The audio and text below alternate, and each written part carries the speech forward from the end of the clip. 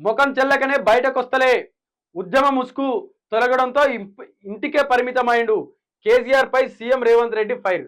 అయ్యా రేవంత్ రెడ్డి గారు, ఆయన ప్రతిపక్షంలో ఉన్నాడు, ఆయన ఫామ్ హౌస్లో వండుకున్నాడు, ఆయన నిద్రపోతున్నాడు, ఆయన బయటికి రాడు. ఆయనతోటి నీకేం పని అయ్యా? ఆయన బయటికి వస్తేనే నువ్వు పని చేస్తావా? ఆయన బయటికి రాకపోతే నువ్వు పని చేయవా? ఆయన వచ్చి ఎన్నుగర్ర పెట్టి ఊకే నిన్ను గెలుమల్లా రేవంత్ రెడ్డి పని అయ్యి పని అయ్యి పని అని ఆయనతోటి నీకేం పని? ఆయన ఫామ్ హౌస్లో నిద్రపోతుండు, ఓ 90 కొట్టిండు, ఆయన జలసాలలో ఆడుతున్నాడు, ఆయన ఇష్టం, ఆయన ఓడిపోయిండు, మూలకు కూర్చున్నాడు. నీకేమైంది? నువ్వు బయటికి రా. ఫస్ట్ ప్రజలకు ఇచ్చనన్న హామీలను బయట నెరవేర్చు. నీ 6 గ్యారెంటీల మీద మాట్లాడు, రైతు రుణమాఫీ మీద మాట్లాడు. ప్రతి ముసలోళ్లకు ఇంటికి ఇద్దరున్నా సరే 4,000 ఇస్తా అన్నావు, ఏమైంది? ప్రతి ఆడబిడ్డకి 25,000 ఇస్తా అన్నావు, ఏమైంది? ఇంటర్ చదువుకున్న విద్యార్థులకు అందరికీ స్కూటీలు ఇస్తా అన్నావు, ఏమైంది? వాటి మీద స్పందించు. నియోజకవర్గానికి ఒక ఇంటర్నేషనల్ స్కూల్ కడతా అన్నావు, దాని మీద ఇంతవరకు మాట్లాడింది లేదు, చేసింది లేదు. ఇక బీఆర్ఎస్ కు పార్టీ ఫండ్స్ 1,500 కోట్లు ఎట్లొచ్చినాయి? నీ పార్టీకి ఎట్లొచ్చినాయి స్వామి?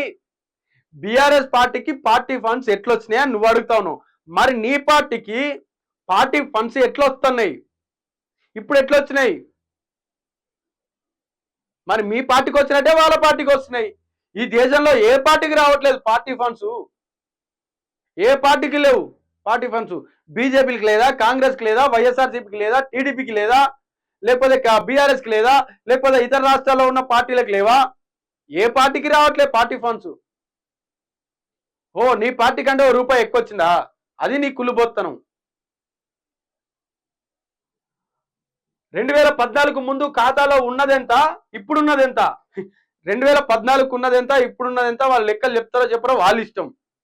2023కు నీ దగ్గర ఉన్న లెక్కలెంత, ఇప్పుడున్న లెక్కలెంత?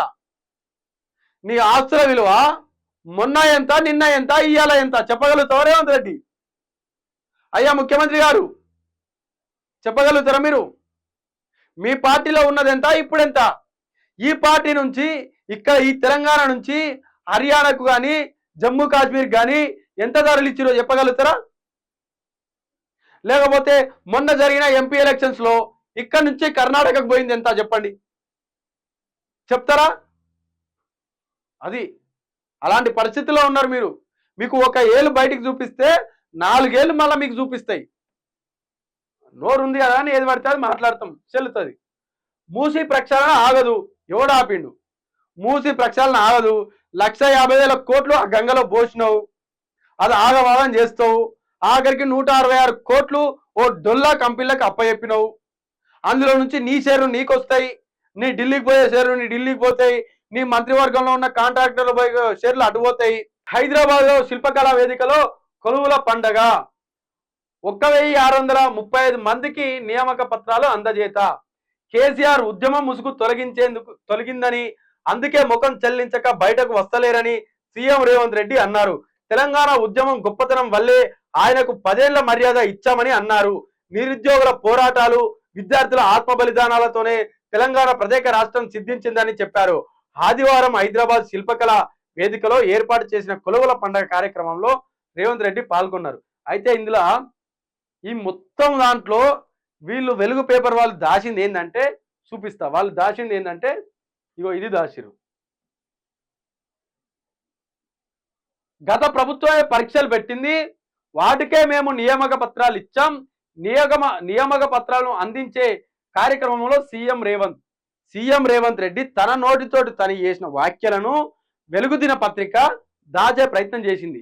ఏం దాచిందంటే, గత ప్రభుత్వమే పరీక్షలు పెట్టిందట. గత ప్రభుత్వమే పెట్టిన పరీక్షలకు వీళ్ళు నియామక పత్రాలు అందిస్తున్నారని ఈ విషయాన్ని వెలుగు దిన పత్రిక దాచింది. ఇప్పటికైనా అర్థం చేసుకోండి. ఈయన మొన్న ఇచ్చిన 30,000 కొలువులు కానీ, ఇవాళ ఇచ్చిన 1,635 కొలువులు కానీ, ఇవి ఏమి రేవంత్ రెడ్డి నోటిఫికేషన్లు ఇచ్చి, ఎగ్జామ్స్లు పెట్టి, క్లియర్ చేసి, ఇంటర్వ్యూలు పెట్టి, అందులో వాళ్ళని సెలెక్ట్ చేసి వాళ్ళకి నియామక పత్రాలు ఇవ్వలే. గత ప్రభుత్వం పెట్టిన పరీక్షలకు, గత ప్రభుత్వం పెట్టిన ఇంటర్వ్యూలు వాళ్లకు సెట్ అయినాయి. ఇప్పుడు అవి ఒకటి నియామక పత్రాలు ఇచ్చుకుంటా రేవంత్ రెడ్డి వస్తున్నాడు. అంతే తప్ప రేవంత్ రెడ్డి ఇక్కడ పొడిచింది ఏమీ లేదు.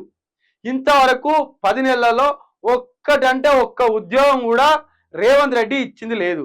ఆఖరికి ఎంపీ ఎలక్షన్స్ టైంలో ఒక వికలాంగుల అమ్మాయి, ఒక అమ్మాయికి ప్రభుత్వ ఉద్యోగం ఇస్తా అని చెప్పి ప్రైవేట్ ఉద్యోగ రంగంలో 15,000 రూపాయలకు ఉద్యోగం పెట్టించాడు. ఇది ఇంత దుర్మార్గం. కాంట్రాక్ట్ లేబర్ కింద పెట్టిండు ఆమెని. ఇప్పటికైనా తెరదెల్లమైంది. అన్ని నీ వ్యాఖ్యలే, నువ్వే స్వయాన నీ నోటితోటి నువ్వే చెప్తా ఉన్నావు.